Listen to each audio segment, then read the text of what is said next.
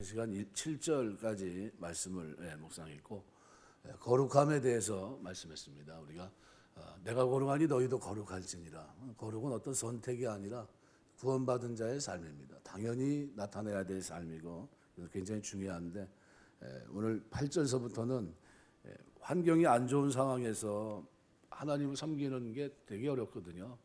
특별히 자기는 온전하게 의의 길을 걷고 사람들과의 관계 속에서도 어때요? 좀 경건하게 살아가고 의로움을 하나님 앞에 경건하고 사람들 앞에 의를 행하며 살아가는데, 그런데 사람들이 자기를 음해할 때 죄를 짓지 않은 것 같은데 죄인으로 몰아가고 또 억울한 누명을 쓰고 이렇게 되면 굉장히 어렵습니다. 그런데도 이때 다윗이 취한 태도는 뭐냐 하면 억울하니까 그 사람과 붙잡고 싸운 게 아니라, 아니면 우리가 요즘 법 제도를 통해서 자기의 어떤 잘못된 부분들을 고치려고 한다 이런 게 아니라 하나님 앞에 자기의 모든 사정을 낱낱이 아뢰입니다. 감찰해 보십시오. 제가 행한 행위 속에 있는지 내 마음 속에 있는지 사람과의 관계 속에 그런 것이 있는지 한번 들여다보십시오. 아무것도 없었습니다. 아주 세상 말로 말하면 깔끔합니다. 아주 깨끗해요. 그런데 오늘 8절에 보니까 그렇게 욕하고 있는 사람들 주변에서 다윗이 취하고 있는 태도는 뭐냐 하면 하나님 사랑합니다라는 고백이에요. 참 이게 우리가 참 이 다윗의 신앙을 이렇게 들여다보면서 이 사람이 왜 하나님 앞에 사랑을 받았나 하는 것을 우리가 엿볼 수 있습니다. 아주 무고한 비방 앞에서 하나님을 향해서 자신의 완전함을 아뢰면서 거룩한 삶에 대한 자신의 각오를 1절에서 7절까지 말씀을 통해서 분명히 전달했거든요.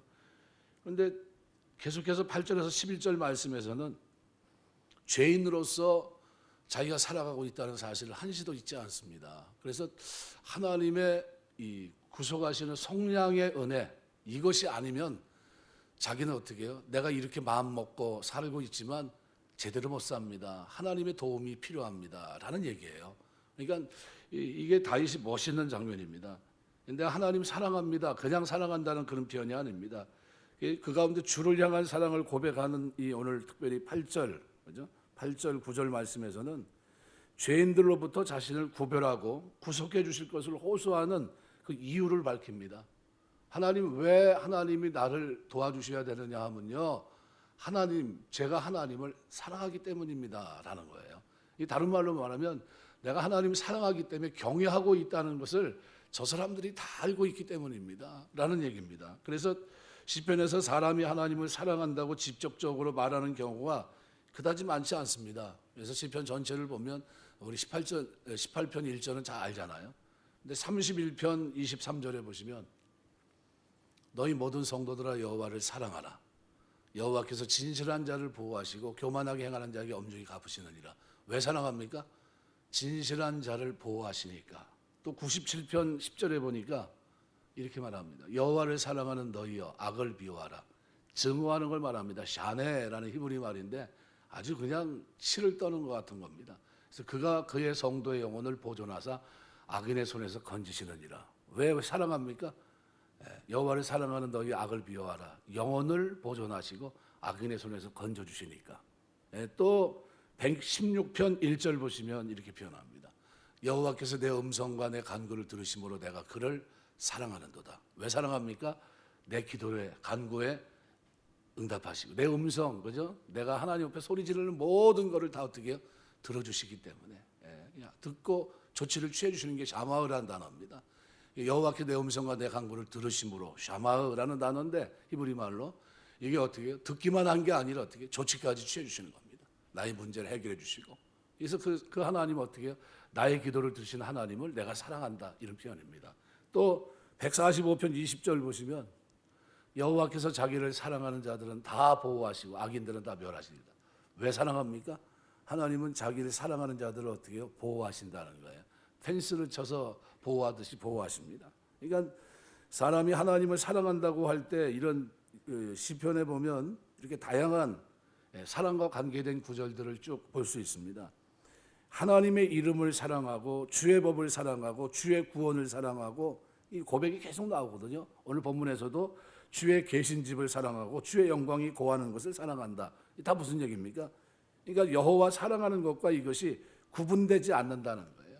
간접적인 표현입니다. 그러니까 내가 하나님을 사랑하는데 사랑한다는 그 표현이 다른 데서는 어떻게 해요? 하나님의 이름을 사랑하고 주의 법을 사랑하고 주의 구원을 사랑하고 주의 보호를 사랑하고 다 이게 어떻게 해요? 주의 계신 집을 사랑하고 주의 영광이 거하는 곳을 사랑하고 이게 다윗이 하나님 앞에 가지고 있는 이 자세예요. 그래서 내가 하나님 이렇게 하나님을 사랑하니까 하나님 나를 어떻게 악인과 함께 벌하지 말아 주십시오 얘기하고 있는 겁니다. 그러니까 오늘 본문의 8절에 그렇게 표현해요. 여호와여 내가 주께서 계신 집과 주의 영광이 머무는 곳을 사랑하오니 내가 주님 사랑합니다. 이 표현을 아주 포괄적으로 다양하게 지금 펼쳐놓고 있어요. 이때는 이렇게 쓰고 저때는 저렇게 쓰고 그러면서 어떻게 해요? 주의 이름 쉔이라는 히브리 말 자체가 뭡니까? 그게 하나님이 행하시는 모든 기적, 능력, 모든 것들이 그 속에 인격 다 들어가 있는 거거든요. 이름에 걸맞게 행동하시는 겁니다. 주의 이름으로, 그렇죠? 의에 주의 이름으로 베푸시는 사랑, 은혜 다 거기 포함되어 있는 겁니다. 그러니까 여기 그래서 하나님 앞에 다윗이 기도하면서 내가 주를 사랑하니까 주님 나를 어떻게 해요? 돌아봐 주십시오. 주님 내가 주를 사랑합니다. 주의 계신 것, 영광이 있는 것, 주께서 뭐 하나님의 법궤가 있는 그것도 사랑하고 주의 이름 그 영광을 생각할 때도 저는 사랑하고 다 사랑하는 거예요. 하나님과 관계된 모든 걸 어떻게 해요? 사랑합니다. 이걸 다른 말로 뭐라고 표현할 수 있을까요? 이게 경외하는 겁니다. 사랑한다는 게 경외하는 거예요. 진짜 사랑하는 게 경외하는 겁니다. 왜요? 두렵고 떨림으로 구원을 이루면서 그 길을 걷는 겁니다. 그래서 8절 본문을 보면 다윗은 대적들이 자신을 비방하는 곤고함 중에 있었습니다. 자신의 처지에 관심을 가지기보다도 그런데도 하나님께 대한 더 큰 관심을 기울이고 있는 다윗의 성숙한 신앙을 볼 수 있어요. 지금 주변은 어떻게 해요? 모함입니다. 모함. 자기 억울한 일이 지금 눈앞에 있어요. 그리고 지금 자기는 진짜 억울해요. 그런데 그 억울함 속에서 자기가 호소하는 내용이 뭡니까? 주님 사랑합니다라는 고백이에요. 주님 사랑합니다.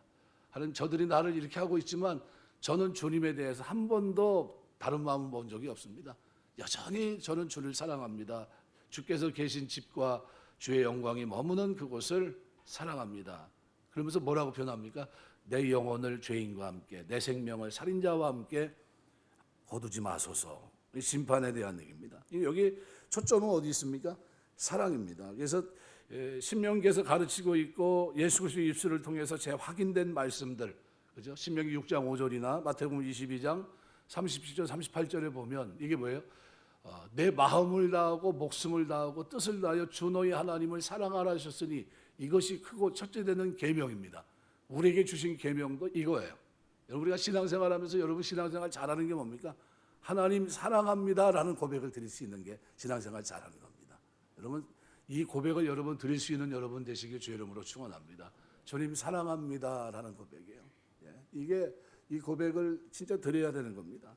그래서 마음을 다하고 성품을 다하여 힘을 다하여 내 하나님 여호와를 사랑하라. 하나님 원하시는 가장 큰 계명인데 다윗은 이거를 고난 중에도 자기가 멸시를 받고 억울한 중에도 잊지 않고 있어요.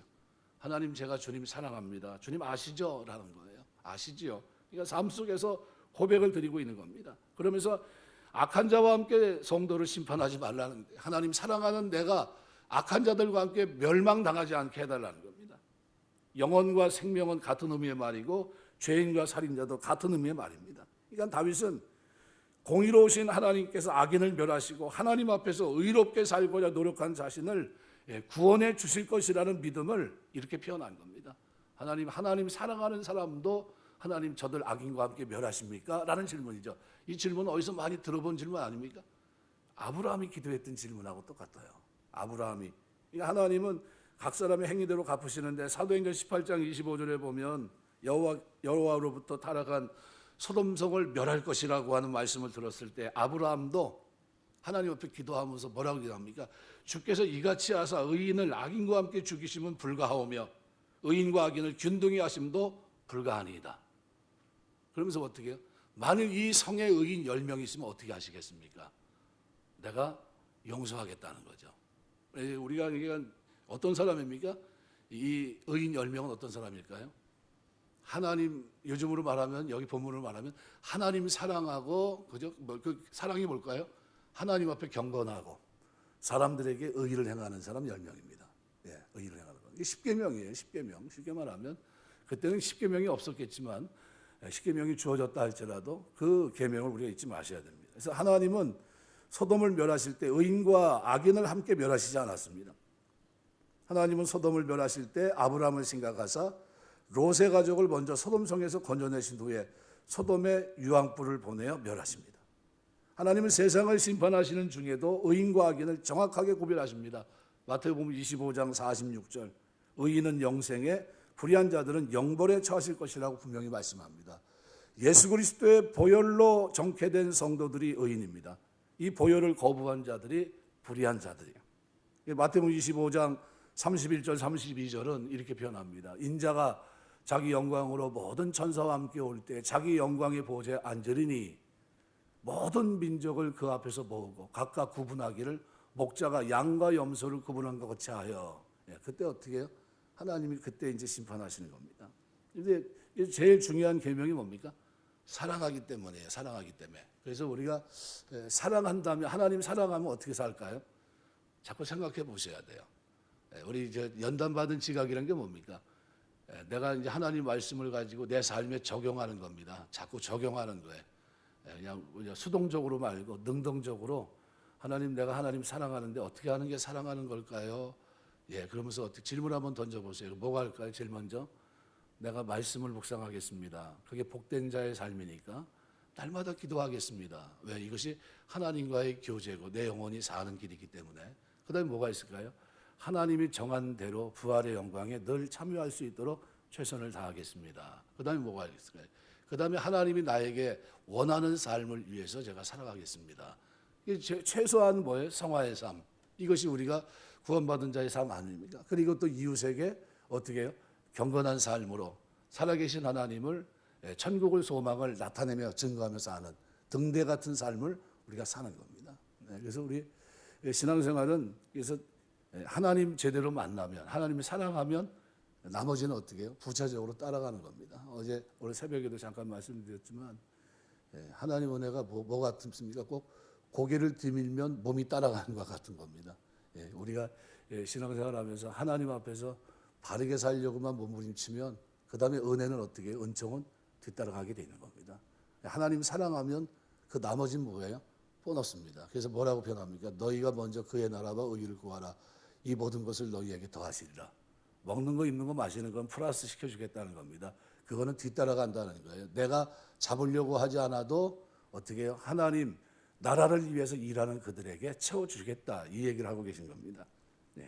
두 번째로, 그래서 첫 번째로 하나님은 악한 자와 함께 성도를 심판하지 않는데 어떤 사람을 끝까지 하나님이 건져주십니까? 하나님 사랑하는 사람들. 우리가 어떤 사람이 신앙생활 잘하는 겁니까? 하나님 사랑한다 고백하면서 날마다 내 삶에서 뜻을 정하고 사는 사람들이 하나님 잘 섬기는 겁니다. 뜻, 그냥 대충대충이 아니라 이때는 이렇게 하고 저때는 저렇게 하는 게 아니고 하나님 앞에 뜻을 정하고 사는 겁니다. 다니엘서 보면 다니엘 이후로는 우상 숭배가 있어요, 없어요? 없습니다. 성경을 보시면 2500년 역사를 쓰여놓고 있는 다니엘 기록에 이렇게 쭉 보시면요, 그 이후로는 이제 유대인들이 돌아오잖아요. 포로된 자리에서 돌아오는데 그러면서 그들이 어떻게 해요? 깨닫습니다. 70년 바벨론 포로 생활을 하고 돌아오면서 깨달아요. 뭘 깨달았습니까? 하나님 살아계심을 깨닫고 하나님의 은혜를 깨닫고 죄가 이렇게 무서운 것이구나 하는 것을 깨닫습니다. 그래서 어떻게 해요? 우상 숭배를 그때서부터 어떻게 해요? 접어요. 그 이후로는 나타나질 않아요. 그래서 이제 마지막 누가요? 예수님이 이 땅에 와서 기적을 일으키니까 뭐라고 얘기합니까? 저가 바알세불의 힘을 빌어서 한 것이 아니냐, 뭐 이렇게까지 얘기할 정도로 많이 유대인들이 좀 이렇게 좀 어떻게 신앙 안에서 좀 바르게 생각해야 되는데 자기들은 어떻게 해요? 이미 온전한, 그러니까 우상을 섬기는 것으로부터 어떻게 자유로운, 거기서부터 제한되어 있는 그런 겁니다. 그래서 그들이 우상을 섬겼다는 기록이 신약에는 없고, 그죠? 그래서 뭘 강조합니까? 그들에게 그 마음 중심으로 진짜 하나님을 사랑하는 이거를 그들에게 말씀하시거든요. 외식, 위선, 그죠? 이런 것들에 대해서 주님이 말씀하셨지 그들의 삶은 어떻게 해요? 아주 정확했습니다. 그래서 613가지 율법을 만들어 놓고서 아는데 어떻게 바리새인들이 365가지 260 뭐 말 그대로 248가지를 만들어서 이렇게 뭐 살아갈 때 너무나 정확하게 살아간 겁니다. 또박또박. 다만 뭐가 결여되어 있습니까? 예, 중심이 하나 앞에 들여지지 못했던 겁니다. 외식하지만 삶의 형태는 어때요? 예, 다른 신을 섬기는 게 아니라 하나님만 섬깁니다. 자기들은 아브라함의 자손이라 생각하고 그 길을 걸어갔던 겁니다. 그런데 예수님이 와가지고 충격적인 말을 많이 쏟아 놓으셨죠. 너희 속으로 아브라함의 자녀라고 얘기하지 말아라. 얘기하면서 많이 얘기하시면 많은 이 충돌이 있었습니다. 그래서 그 얘기를 신약에서 쭉 다뤄주고 있거든요. 그래서 그런 장면들을 이렇게 묵상해 보면 우리가 하나님 사랑한다는 것이 가장 중요한 겁니다. 신앙생활은 하나님 사랑하는 겁니다. 하나님 사랑하는 거. 날마다 하나님 사랑합니다라는 고백으로 시작하는 하루가 다릅니다. 그래서 우리가 살아가면서 오늘 본문에 기록한 대로 진짜 어려운데 그런데 다윗은 뭐 하고 있습니까? 하나님 사랑합니다라는 고백을 드리고 있는 겁니다. 그랬더니 그러면서 어떻게 해요? 내가 악인들과 함께 저런 잘못된 사람들과 함께 멸망하지 않도록 하나님 나를 내 영혼을 내 생명을 붙들어 달라라는 겁니다. 두 번째는 오늘 10절 11절에 보시면은 세상을 거슬려서 의를 지키려고 하는 사람이 하나님의 최종적인 구속의 은혜를 입게 되어 있습니다. 10절에서는 9절에서 말한 죄인, 살인자의 특징을 구체적으로 묘사하는데 그들의 손에는 뭐가 있습니까? 사악함이 있다. 사악함이 있다는 진마라는 말은 악행, 사사기 20장 6절에서는 이 진마라는 단어가 음행으로 쓰입니다. 음행. 이게 무슨 의미입니까? 음행으로 번역되는 명사로 쓰였습니다. 그러니까 구약 성경에서는 이 사악함이 매춘과 우상숭배입니다. 매춘과 우상숭배. 이것을 지칭하는 일반적인 용어로 진마라는 단어가 쓰였어요. 근데 여기 쓰인 단어가 사악함이 진마라는 단어입니다. 후반절에는 뇌물, 이 뇌물이라는 단어가 병행을 이루고 있습니다. 평행을 이루고 있어요. 그래서 이 두 가지는 인간의 죄악과 관련된 근원적인 욕망을 함축한 표현입니다. 가장 큰, 그러니까 인간이 지금도 살아가면서 하나님 앞에 짓는 죄 가운데 가장 큰 죄가 뭡니까? 두 가지 죄예요. 성적인 욕구와 재물에 대한 탐심입니다. 이것 때문에 하나님 앞에 죄를 짓거든요. 그러니까 인간의 죄악을 부추기는 가장 원론적인 욕구가 바로 이거예요. 그래서 10절에 바로 그 얘기를 하고 있는 겁니다. 그들의 손에 사악함이 있고 그들의 오른손에 뇌물이 가득하다. 그래서 뇌물이 가득하다는 게 여기 그들의 손, 그들의 오른손, 그러니까 반복적으로 사용된 이 손과 관련된 표현은 악인들이 악을 도모하며 악한 욕구를 채워가는 매개체로서의 손입니다. 그러니까 이 시인은 불의와 죄악과는 구별된 거룩한 삶을 살기 위해서 손을 씻었던 겁니다. 여호와를 향한 예배에 참여하고자 하는 시인의 모습과 아주 극명한 대조를 이루고 있는 겁니다. 우리가 신앙생활하면서 손을 씻게 되시길 주의 이름으로 축원합니다. 그러니까 우리가 세상 사람들이 걸어가는 길을 쫓아가면 안 된다는 거예요. 넓은 길입니다. 그거는. 좁은 길이 뭡니까? 하나님이 정한 길을 걸어가는 겁니다. 그래서 디도서 2장 12절에 보면 이렇게 표현합니다. 우리를 양육하시되 경건치 않은 것과 이 세상 정욕을 다 버리고 신중함과 의로움과 경건함으로 이 세상을 살고, 우리를 양육하시되 어떻게 해요? 경건치 않은 것. 경건은 누구와 관계된 겁니까? 하나님과 관계된 거예요. 하나님을 향한 태도입니다. 그 다음에 의로움은 누굽니까? 이거는 사랑과의 관계입니다. 의. 십계명에서 뭐라 그랬습니까? 5계명서부터 10계명까지가 뭐예요? 의예요. 의. 그걸 지키지 못하니까 불의가 되는 겁니다. 불의. 그러니까 신중함은 뭘까요? 나 스스로. 우리 쉽게 말하면 뭐 셀프 컨트롤, 절제라고도 표현할 수 있는 신중함은 소프로노스라는 단어인데 근신을 말합니다. 근신한다, 신중하다, 뭐 이렇게 표현합니다. 이건 누구와 관계된 겁니까? 나 스스로. 그러니까 우리를 양육하시되 경건치 않은 것과 이 세상 정욕을 다 버리고, 그죠? 그다음에 어떻게 신중함과 의로움과 경건함으로 이 세상을 살고. 이게 어떻게 살아가는 겁니까? 아주 하나님 보실 때 하나님 앞에서 경건하고 사람들에게 의를 행하고 자기 양심에 꺼리낌 없는 삶을 산다는 겁니다. 이게 누가요? 예수 믿는 사람들이, 구원받은 사람들이 이렇게 산다는 겁니다. 그냥 자기 멋대로 사는 게 아니에요. 그래서 11절은 그걸 이렇게 표현합니다. 나는 나의 완전함에 행하오리니. 나는 나의 완전, 이게 뭡니까? 최선을 다하겠다는 거죠. 접속사 와우는 그러나라는 역접입니다. 그래서 10절 죄인들의 모습과 시인의 모습을 11절이 대조하고 있는 겁니다. 그래서 11절은 뭐예요? 그러나 나는 나의 완전함에 행하오리니. 이게 10절은 뭐예요? 그들의 손에는 뭐가 있어요? 사악함이 있고 그들의 오른손에 뇌물이 있다. 뭐가 있대? 음행과 잘못된, 그죠? 탐심이 그들의 손에 있지만 그러나 나는 완전함에 행하오리니. 난 그렇게 살지 않겠다는 거예요. 그런데 나를 속량하시고 내게 은혜를 베푸소서. 이게 무슨 얘기입니까? 내가 이런 마음이 있습니다. 하나님 사랑하고. 그렇지만 이렇게 사는 데는 뭐가 필요해요? 하나님의 속량과 은혜가 필요하다는 거예요. 이게 오늘 우리에게 필요한 기도 제목입니다. 왜요?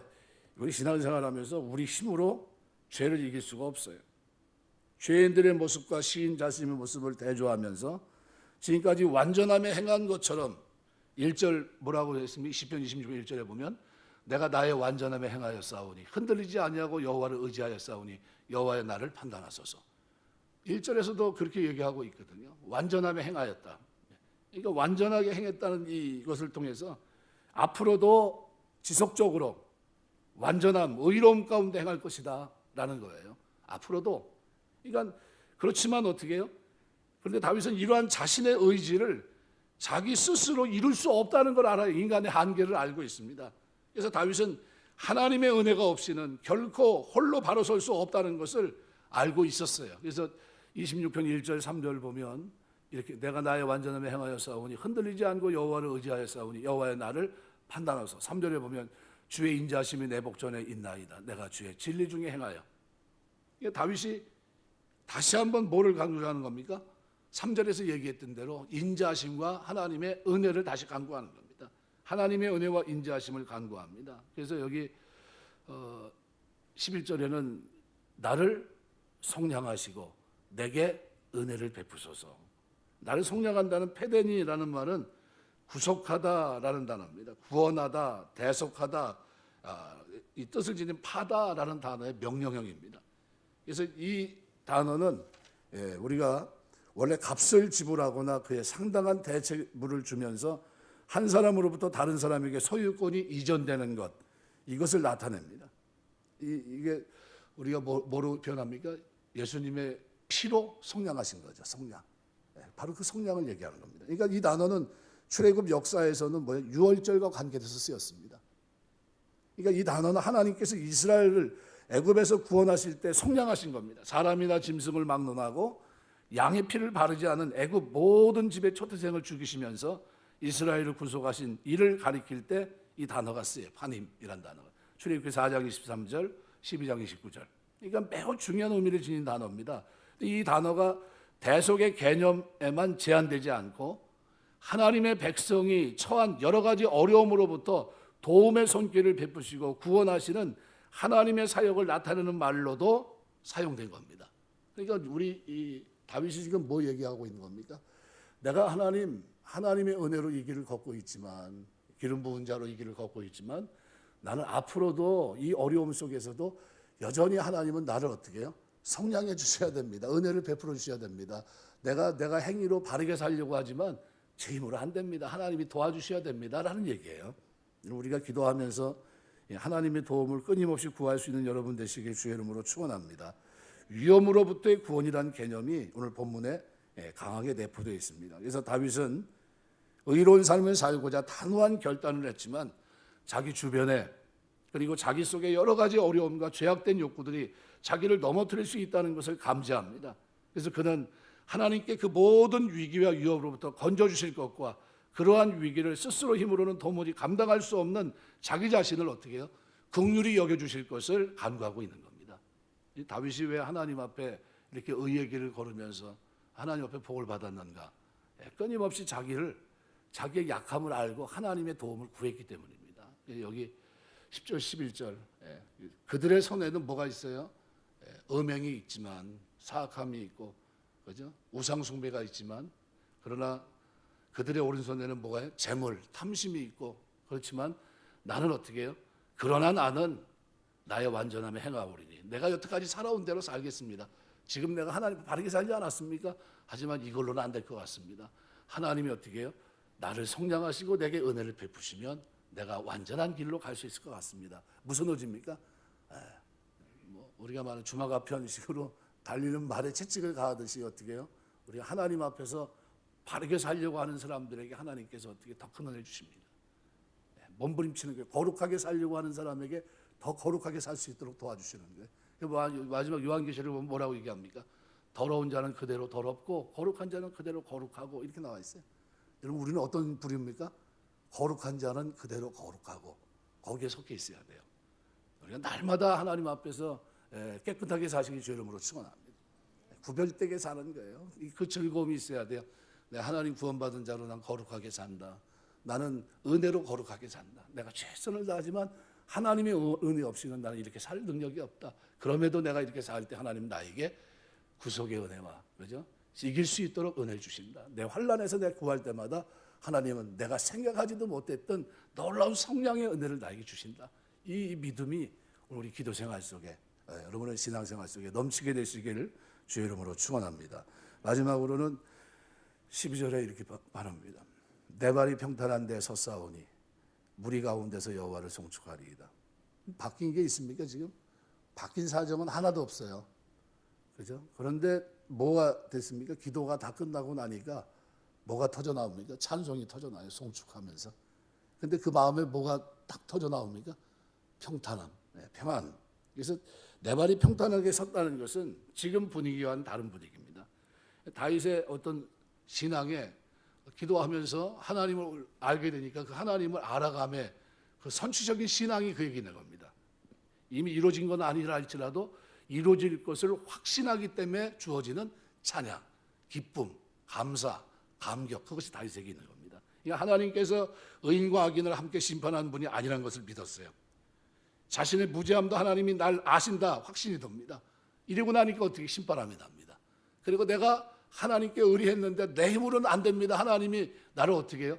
나에게 구속의 은혜, 그죠? 성량의 은혜와 내게 은혜를 베풀어 주시면 내가 완전한 길을 더 갈 수 있습니다. 라는 이런 고백을 드리고 나니까 어때요? 이제 든든합니다. 든든해요. 그리고 나니까 뭐가 터져 나와요? 앞으로도 내가 이 걷는 걸음에 하나님께서 이기게 하실 거다. 이 길을 끝까지 완주하게 하실 거다. 이런 생각이 드니까 어떻게 해요? 나와 함께 하시고 승리케 하실 그 하나님 성령하시고 너는 내 거다. 내가 너에게 힘주마. 내가 은혜로 너를 세워주마. 그 하나님이 자기 하나님이라는 것이 믿어지니까 뭐가 터져 나와요? 송축이 터져 나오는 거예요. 그 하나님은 찬양이 터져 나오는 겁니다. 지금 찬양할 분위기입니까? 찬양할 분위기가 아니에요. 그런데 누굴 생각해 보니까 내가 기도할 때 내 여태까지 삶에 늘 함께 하시면서 도우신 하나님, 그 하나님 이번에도 나에게 이렇게 할 것이 내가 믿어지고 나니까 그러니까 찬양이 터지는 거예요. 이게 기도 생활은 그래서 중요한 겁니다. 여러분 기도하다가 많이 찬송하게 되시길 주의 이름으로 축원합니다. 기도하다 맨 끝장면은 뭐가 돼야 돼요? 찬송이 돼야 되는 겁니다. 찬송이 딱 터져야 돼요. 찬송의 샘이 터져야 됩니다. 그래야 기도가 재밌는 겁니다. 그래서 여기 하나님께서 의인과 악인을 함께 심판한 분이 아니다. 자기의 무죄함도 아신다. 그는 하나님의 절대적으로 신뢰합니다. 그러한 절대적인 신뢰는 이미 자신이 하나님의 구원 가운데 있다는 것을 확신하게 합니다. 그러니까 그 하나님을 절대적으로 신뢰한 결과 이전의 모든 마음의 동요, 불안 이것을 극복하게 되고 마음에 뭐가 오기 시작합니까? 평온함이 깃듭니다. 하나님이 나와 함께 하시지. 그렇지. 그 하나님을 내가 의리하지 못해서 내가 흔들렸던 거지. 하나님은 여전히 변함없으시지. 그 하나님은 나에게도 승리케 하실 거지. 그러니까 이 믿음이 딱 들어오니까 나는 뭐가 나옵니까? 찬송이 다 흘러나오는 겁니다. 만물의 창조자이십니다. 역사와 세계를 당신의 뜻대로 이뤄가시는 그런 분입니다. 위기 가운데 있다면 그분의 손이 짧아서가 아니라 거기에 우리를 향한 하나님의 선한 뜻이 있기 때문이에요. 하나님은 우리를 가장 좋은 길로 인도하십니다. 당신이 원하신다면 언제든지 구원할 수 있습니다. 언제든지 상황은 반전시킬 수 있는 분이 하나님입니다. 하나님은 신실하셔서 자기를 의리하는 자를 망하게 방치하는 일이 없습니다. 그렇기 때문에 하나님을 절대적으로 신뢰하는 사람이라면 어떤 상황 속에서도 마음에 평안이 있는 거예요. 마음에 평안이 있어요. 그리고 이 평안은 빼앗길 수가 없어요. 부활하신 주님이 그죠? 준 게 뭡니까? 평안이에요. 평안하냐 물어보시잖아요. 죄 가운데 해결된 사람들이 누리는 평안입니다. 여러분 어떻습니까? 어떤 상황에 놓아도 어떤 환경을 경험해도 여러분 이 마음의 평안은 누구와 관계에 있습니까? 하나님과 기도하다가 말씀에 대한 확신 속에서 그 속에서 평안을 느끼는 겁니다. 여러분 마음이 고요해야 돼요. 언제나 마음의 평강을 누리지 못한다면 절대적으로 하나님 신뢰하지 못하기 때문에 그때는 어떻게 해요? 연단받은 지각을 자꾸 써먹어야 돼요. 덮어놓고 안 믿는 게 아니라 머리를 가지고 자꾸 생각해 보셔야 돼요. 그 하나님 나에게 어떤 분인가? 하나님이 나에게 행하신 일들, 나에게 이루어진 일들 자꾸 되짚어 봐야 돼요. 이 큰 은혜를 나에게 주셨는데 나는 왜 하나님을 믿지 못하나? 이런 것들을 좀 생각해 보셔야 됩니다. 다윗의 비탄시를 보면 그도 역시 순간순간 대적들로 인해서 마음의 불안이 휩싸였어요. 왜? 인간이니까. 그 환경 속에서의 똑같은 사람이니까. 그런데 그는 최종적으로 늘 어떻게 해요? 그 선취적인 신앙으로 모든 불안을 극복하고 마침내 끝은 뭐로 끝납니까? 하나님을 찬양하는 것으로 끝나요. 이거는 우리의 기도 생활이 어떠해야 되느냐를 분명히 보여주고 있는 겁니다. 하나님을 절대적으로 신뢰하는 사람은 연약함으로 인해서 일시적으로는 흔들릴 수 있고 불안함을 느낀다 해도 다시 하나님이 나에게 지금까지 행하신 일들을 생각해 보면 다시 뭐가 옵니까? 마음의 평안이 깃듭니다. 빼앗길 수 없는 평안. 절대적으로 신뢰하는 자에게 불안과 염려가 계속적으로 지속되는 일은 없습니다. 그러므로 오늘 우리가 하나님을 절대 신뢰하면서 늘 마음의 평강 가운데 사는 여러분 되시길 주의 이름으로 축원합니다. 잠언 1장 33절 보면 오직 나를 듣는 자는 안연히 살며 재앙의 두려움 없이 평안하리라 그랬습니다. 네, 우리가 두려움 없이 편안하게 사는 길이 있어요. 네. 이사야 26장 3절 보면 주께서 심지가 견고한 자를 평강에 평강으로 지키리니 이는 그가 주를 신뢰함이니이다. 하나님 신뢰하기 때문에 여기 우리 평탄 베미쇼르라는 이 단어는 두 가지 의미가 있습니다. 장소적인 의미, 은유적인 의미. 장소적으로는 견고한 땅으로 주의 단이 있는 성막을 암시하고 또 은유적으로는 견고한 언약, 완전함, 주의 진리 이런 것들을 봅니다. 어느 쪽을 보든 상관이 없어요. 결국은 하나님은 내 편이시라는 거예요. 그래서 시편 118편 6절 보시면 이렇게 표현합니다. 여호와는 내 편이시라. 내게 두려움이 없나니 사람이 내게 어찌할꼬. 이것이 다윗이 가지고 있었던 믿음과 신앙과 삶입니다. 시편 34편 4절 내가 여호와께 간구하며 내게 응답하시고 내 모든 두려움에서 나를 건지셨도다. 뭐에서 건지셨습니까? 내가 여호와께 간구하며 내게 응답하시고 그리고 내 모든 두려움에서 나를 건지셨다 그랬습니다. 말씀을 맺겠습니다. 오늘 본문에 다윗은 진짜 어려운 환경 어떻게 보면 음해를 받는 비탄한 자리에 있었지만 그렇지만 오히려 그 환경에서 뭐 하고 있습니까? 오히려 하나님 앞에 자기의 삶을 하나님 좀 보십시오. 마음이나 또는 입술로나 삶으로나 사람을 대하는 거나 거룩함이 제 삶에서 벗어난 적이 한 번도 없습니다. 지난 시간 생각 1절에서 7절 오늘 8절에서부터 12절 가만히 들어보세요. 뭘 얘기하고 있습니까? 하나님 내가 주님을 사랑합니다. 이 고백이에요. 여호와 하나님 내가 하나님을 사랑합니다. 보십시오. 주의 계신 집과 영광이 머무는 것을 사랑하고 그러니까 사랑하는 나를 어떻게 해요? 악인과 함께 변하지 마십시오 라는 얘기예요. 그리고 나는 지금까지 살아온 대로 지금 여전히 똑같은 삶을 앞으로 살겠습니다. 그러나 나는 약합니다. 하나님이 나를 붙들어 주셔야 됩니다. 그러면서 뭐라고 얘기합니까? 하나님께서 나를 어떻게 성량하시고 은혜를 베풀어 주셔야 됩니다. 이 기도를 드리고 있어요. 진짜 중요한 건 어디 있습니까? 바로 거기라고 생각이 돼요. 우리가 늘 기도하면서 하나님 저는 이런 마음이 있고 거룩하게 살려고 하는 의지가 있어도 하나님이 도우셔야 이렇게 살 수 있습니다. 완전한 삶은 제가 힘듭니다. 하나님 도와주십시오. 하지만 도와주면 제가 그 길을 걷겠습니다. 이렇게 하고 나니까 뭐예요? 마음에 평안이 밀려오면서 뭐가 터져 나옵니까? 찬양이 그 속에서 샘솟아 터져 나옵니다.